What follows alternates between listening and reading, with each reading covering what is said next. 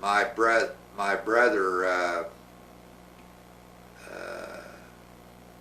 Lee and I failed in the third grade of grade school, and my brother Lee caught up with me, so we went through grade school and high school.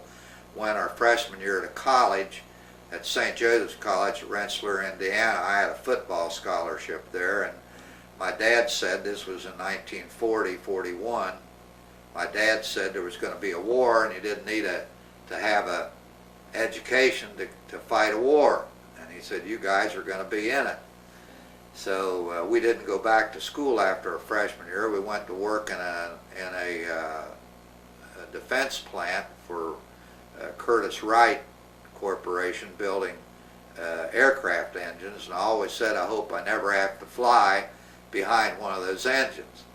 Well, Pearl Harbor happened about 6 months after we went to work, and of course a couple of my friends were injured at Pearl Harbor. I had wanted to enlist in the Navy when I came out of high school. My dad wouldn't sign for me, and so it disturbed me. I had saved enough money to buy a new car. I had about $1,200, so I went back to college and got a private pilot's license under the old civilian pilot training program, and then enlisted in the Naval Air Corps.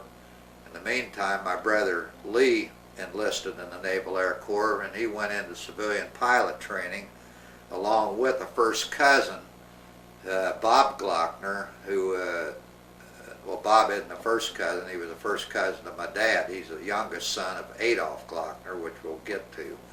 But he and my brother Lee were stationed together, and then they were 7 weeks behind me, and we all ended up being stationed together at the University of Iowa for 6 weeks before I left. And but anyway, my brother Lee I was commissioned in July of 43 from Corpus Christi, Texas, as a torpedo pilot, and was on my way to Jacksonville, Florida for operational training in combat aircraft. And I stopped off to see my brother Lee, who was a cadet at Pensacola, and had 4 nice days with him. And about 7 weeks later, he was killed after he'd completed his training in a extra flight that was given to his squadron for outstanding achievement, and in a freak accident flying in a right echelon. The instructor who was leading them flew into a flock of pelicans, and one of the pelicans hit the leading edge of my brother's plane, knocked the pitot tube off, which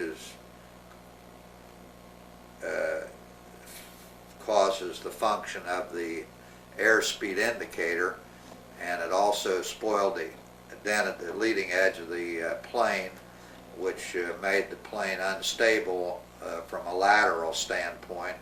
He took the plane up and tested its stalling characteristics, and made an approach to the airport. Evidently got too slow because the wing dropped and they went into the swamp, and he and that boy that was flying with him were killed.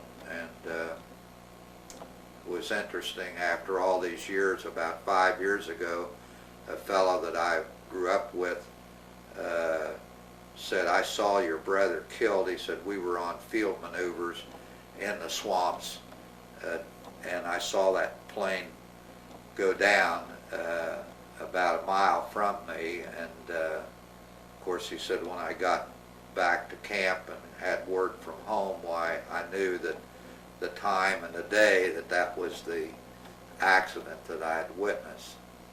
So it's a small world. So that took care of my